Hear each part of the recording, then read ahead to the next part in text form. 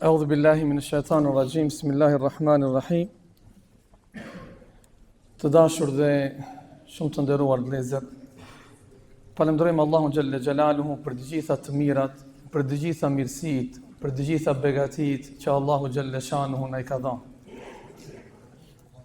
Në veçanti o vëllezër, alhamdulillah, nga thellësia e zemrave tona, i themi Allahu xhalla shanuhu për mundësinë që Allahu na e ka dhënë që në këto orë të vona, në kërkim të natës së Kadrit, të gjendemi aty ku padyshim është razi dhe është i kënaqur Allahu xhalla shanuhu. Punët e mira o vëllezër, padyshim janë nimet, janë mirësi nga Allahu dhul xhelal. Prandaj dijeni një gjë. Nëse Allahu xhalla shanuhu na e ka mundësuar që të jemi në këtë vend për të madhëru, për të adhuru Allahun xhalla shanuhu. Lusim Zotin e madh që Allahu të na e mundsoj që edhe nesër të jemi në xhenetet e Tij. Për shkakun se ne këtu nuk kemi ardhur për ndonjë arsye tjetër. Dhe ne këtu nuk kërkojmë diçka tjetër përpos xhenetit Allahut. Dhe qëndrimi i jon këtu në xhami është dëshmi për këtë e dash Zoti i Madh, kështu siç na ka bashkuar këtu, me të gjithë ata që i kemi për zemër dhe që i duam të na bashkojnë nesër në xhenetet e Tij. Vëllezër, ne e dim shumë mirë peshën dhe vlerën që e ka namazin në jetën e besimtarit. Dhe them përsëri, fakti që jemi këtu është dëshmi se ne nuk dëshirojmë të na zënë vdekja pa namaz. Dhe fakti që ne jemi këtu, ne kemi dert daljen dhe llogarinë nesër para Allahut dhul xhelal, nga se dash Zoti ta kemi kuptuar se Allahu dhul xhelal pa namaz nuk i dilet, për shkakun se nga llogarit e para që Allahu dhul xhelal do t'i merr robët e Tij në pyetje do t'jetë puna e namazit.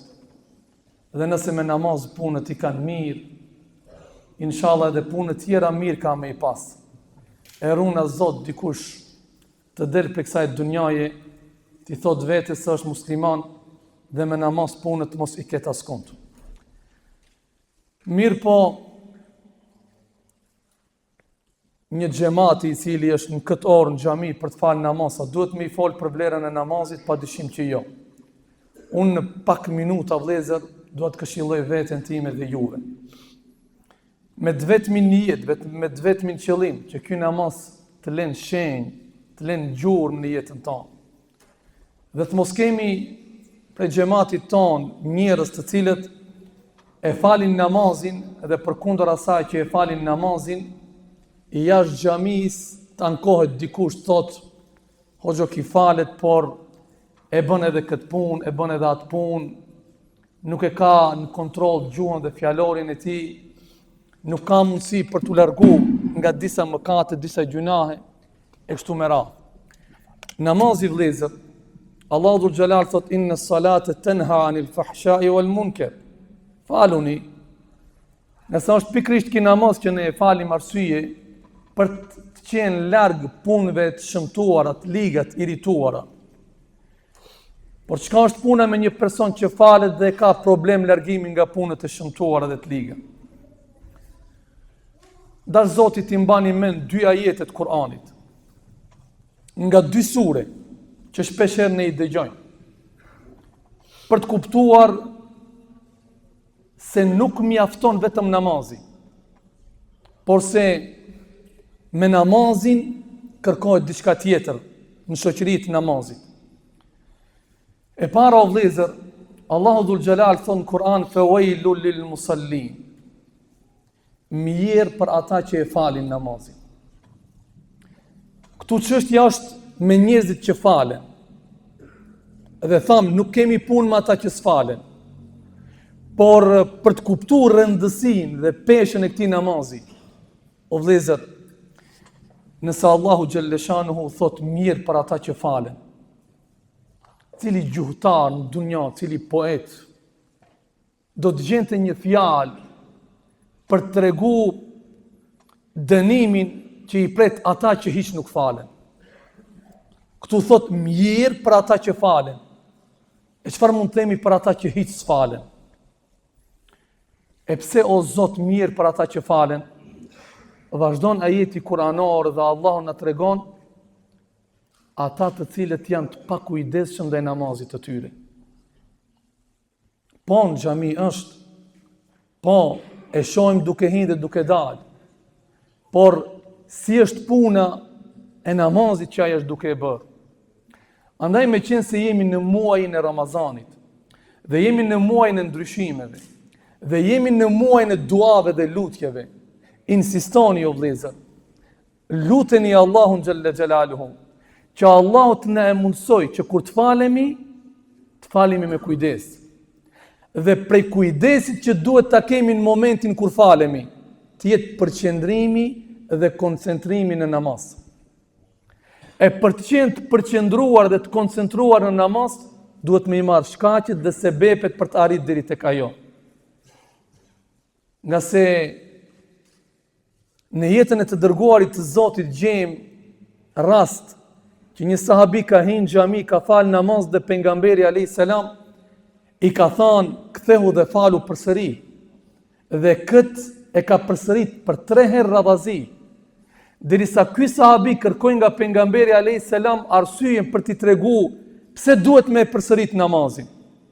Dhe arsyeja e përsëritjes namazit ishte mungesa e koncentrimit, mungesa e përqendrimit dhe vjedhja brenda namazit. E si bëhet vjedhja brenda namazit? Duke mos i plotsu ruknet ashtu siç duhet. Thot Aisha radiallahu anha, e kam parë të dërguarin e Zotit teksa faleshte, dhe brenda rukneve, për shembull, nga rukuja për shku në sejdë, qëndronte në këmbë i dërguari Allahut, aq sa merr kohë leximi i surës El-Bekare. Dhe kjo është ajo që kërkohet nga ne. Një prej dietarëve vëllezër të kaluarën, Ahnef ibn Qais, i është thënë, kjo është shumë e rëndësishme, subhanallah. E kanë pyetur, a të ndodh, a të bën vaki që kur ti jesh brenda në namaz, të thellohesh në mendime. Ka thënë, e keni fjalën për thellimin në mendime mbi ajetet që i lexon imami dhe meditimin për to? Kanë thënë jo, e kemi fjalën për thellimin në mendime çështje të dunjas, me qenë pas imamit dhe me mendu tregun, me mendu me i bë dikujt sherr, me mendu për ndonjë debat që ke pas para xhamis, para se me hin namaz, ose me mendu se ke bërë një postim se je në namaz nate dhe brenga, gajlja dhe derti është sa njerëz e kanë pëlqy, a ka ndonjë koment, a e ka parë dikush që dëshiron t'ja dëshmosh se ti je prej atyre që falen, dhe mezi që pret të përfundoj namazit dhe me nxjerr telefonin me hi dhe me i kontrollu rrjetet sociale, me thonë, i thanë, jo e kemi fjalën për mendime për çështje të dunjas. Astaghfirullah. Allahu na fal. Tha, për Zotin e madh. Për mua, tha, është më e dashur që krejt trupi im të jetë imbuluar me gjilpëra. Kjo është shumë më e dashur, se sa brenda namaz thellohen mendime për dunjan. Dhe tha, si kam mundësi që unë të mendoj diçka tjetër, kur në zemrën time nuk ka dashuri për diçka më shumë se sa për Allahun. Dhe unë t'jem në bisedë me Zotin, dhe Zotit më pranoj mu, të më mundësoj mu që të falen, përderisa shumë të ri të tjerë janë në vende ku janë duke shkatru jetën e tyre, familjen e tyre, kanë luftë të mbrendshme shpirtërore që vdekja do të ishte shumë më e dashur për to se sa jeta. Ti dhe mu Allah na ka mundësu në xhami me kanë. Ti dhe mu Allah na ka pranu për me qenë bisedë me të. Dhe me qenë xhami dhe me mendu diçka tjetër jashtë xhamis, tha kjo është e pamundshme të ndodhë në jetën time. E për ata të cilët ndodh që të jenë mbrenda në namaz dhe të mos e kenë dert për qëndrimin në namaz, namazi nuk do të arrijë që të ketë ndikimin e asaj çfarë pejgamberi alayhi salatu wassalam gjatë jetës së tij vepronte dhe bënte. O vëllezër, më thuj pash Zotin e madh. Nëse qetësinë dhe rahatin nuk e gjen në namaz, nëse kënaqësinë në këtë dunjë nuk e gjen në namaz, nëse brengat, telashet, hallet, ajo që të ka rëndu në këtë dunjë nuk arrin ta gjesh në namaz, ku do ta gjesh diku tjetër? Pejgamberi alayhis salam që ne themi se jemi ummet i tij, sa herë në dunja brengosështe, sa herë në dunja lodhështe, sa herë në dunja ishte i mërzitur, kërkonte nga shoku i tij Bilali radiallahu an që të bënte ose të thirrte ezanin dhe të hinte në namaz. Dhe kur hinte në namaz i dërguari i Allahut, çdo gjë nga kjo dunja haronte dhe fokusoheshte në namaz për shkakun se ky namaz u bë obligim në një kohë kur pejgamberi alayhi salatu wassalam ndoshta nga periudha e jetës së tij e pejgamberllëkut ishte nga periudhat më të vështira dhe më të rënda.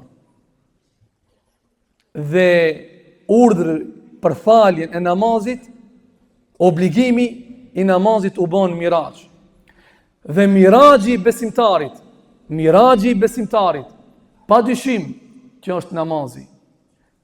Si mendoni, pejgamberi alayhis salam kur u ngrit në qiellin e parë, në dytë, në tretë, kur i takoi pejgamberët e Zotit, pa xhenetin e pa xhehenemin, a thu mendonte për problemet më që i kishte në tokë? Për Zotin jo. Por në qoftë se themi që miraxhi i besimtarit është namazi, dhe ne brenda namazit duhet t'i përjetojmë dhe duhet t'i ndjejmë këto. Është pyetur në të kaluar një person, si arrin që t'jesh i përkushtuar në namaz?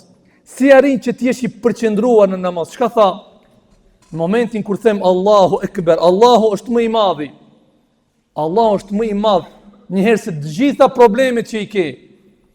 Allahu është më i madh se çdo gjë që ti e ke në dunjë. Dhe me Allahun xhelle xhelalu çdo gjë në dunjë është e lehtë. Dhe me Zotin çdo sfidë do të kaloj. Dhe me Zotin dhe drejtuar lutjet Allahut dhul xhelal çdo gjë do të arrihet. Pastaj tha, para meje e shoh urën e Siratit. E vetmja rrugë për të përfunduar në xhenetin e Allahut xhelle xhelalu. Tha, në të djathtën time është xheneti, në të majtën time është zjarri i xhehenemit. Poshtë meje është varri që çdo moment pritet që ne të him në të. Pas meje është melekul maut që çdo moment pritet me na e marr shpirtin dhe me e lënë këtë dunjë, ndërsa mbi mua është Allahu dhul xhelal. Kur njeriu me këtë mendim të hinë në namaz, më besoni o vëllezër, gjendja e tij dhe namazi i tij do të jetë ndryshe. Prandaj fawailul lil musallin, mirë për ata që falen dhe janë të pakujdesshëm në namazin e tyre. Ndërsa në ajet tjetër, në sure tjetër, çfarë thot Allahu xhalla xhalaluhu? Qad aflaha al mu'minun. Kanë shpëtu mu'minat, kanë shpëtu besimtarët, besimdrejtët. E kush janë këta që kanë shpëtu? Vazhdojnë ajetet, ata të cilët qëndrojnë larg të kotës. Pastaj ajeti tjetër Thotë Allahu Gjelle Gjelalu, dhe ata që e falin namazin, por nuk mbaron këtu, për të tregu mu edhe ti që nuk mbaron me namazin. Se do të mjaftonte, kanë shpëtu besimtarët cilët e falin namazin, por jo, e falin namazin me shumë kujdes, të përqendruar dhe të koncentruar. Në këtë mënyrë e falin namazin. E këta janë ata që kanë shpëtuar. Të dashur, po që se ndalemi në historinë islame, do të shohim mrekulli që ndoshta për ne janë edhe të pakapshme dhe të pabesueshme. Ka pas nga njerëzit të cilët kanë qenë të plagosur dhe është dashur që t'ju pritet këmba. A e dini çfarë vendimi kanë marrë, se nuk kanë qenë mjetet që i kemi sot për ndaljen e dhimbjeve? Kanë thënë pritni le t'hin namaz. Kur t'hin namaz, bëni çka doni me këmbën ati. Nuk do ta ndjej dhimbjen nga koncentrimi brenda namaz. Abdullah ibn Zuberi, o vëllezër, në kohën e tij u sulmua vendi ku jetonte nga një tiran mbret zullumqar, Haxhaxhi. Dhe teksa e bombardonte vendin ku jetonte Zuberi, u mbush komplet vendi me pluhur, ndërsa Zuberi ishte brenda namaz. Dhe nuk lëvizi, o vëllezër. E runa Zot nga njerëzit të cilët nëse lëviz lusteri, ose bie kamera, ose bën zhurmë, sahati, ose me u mundu me i numru këto vjetet e pikit poshtë, do me thonë sa janë me bë kohën më shpejt, ose dritat e xhamis. Shumë e ulët është, subhanallah. Shumë e ulët është. Dhe të gjithë njerëzit që ishin prezent aty, menduan se e pati jetë e Zuberit. Vdiq ai. Kur u qetësua komplet koha dhe pluhuri pushoi, Zuberin e pan ende duke falë namazin. Dhe kur e mbaroi namazin e pyetën, dhe shumë normale me e pyet, a nuk u friksove, a? Pse nuk u largove, pse nuk more masa për të mbrojtur, çfarë tha? E ku ka për mua gjë më me vlerë dhe më të këndshme në dunja se sa namazi? E si mund të friksohet një njeri i cili është në lidhje direkte me Allahun xhelle xhelalu? E çfarë mund ta shqetësoj ose ta trishtoj zemrën e një personi i cili është në raport dhe në lidhje me Allahun dhul xhelal? E si mund të ketë frikë për të mos arritur në suksese në jetën e tij një person i cili e din se momenti më afër Allahut xhelle xhelalu është momenti i sejdës? A mund ky njeri që thot e don Zotin dhe e din se momenti në sejdë është më afër Allahut dhul xhelal, dhe ky njeri të brengoset dhe të mërzitet në momentin që imami e zgjat sejdën, ose del jashtë xhamisë dhe thot kret mirë që imami po. Prandaj vëllezër,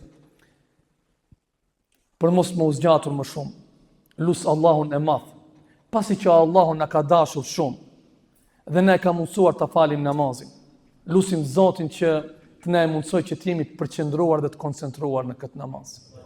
Lutim Zotin e madh që ky namaz të jetë arsye për të na ndriçuar Allahu dhul xhelal nesër natën e varrit.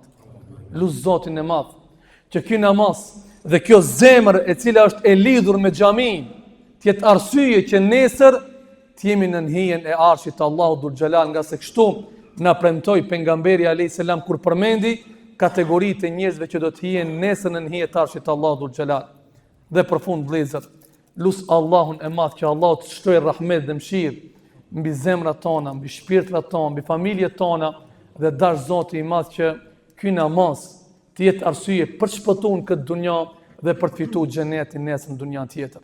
Për fund vëllezër, dua të falenderoj Hoxhën për këtë mundësi që më dha, edhe pse unë nuk e kisha në plan për të folë.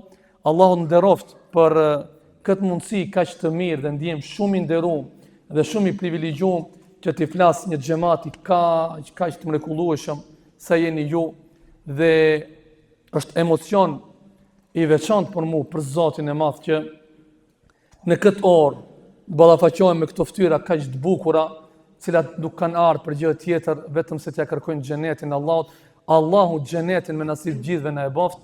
Allahu i shpërblet për sabrin, parorë dhe hoxhallarët që i kemi këtu prezent për durimin. Allahu dhul xhelal na bashkoft gjithmonë në hajër dhe në mirësi.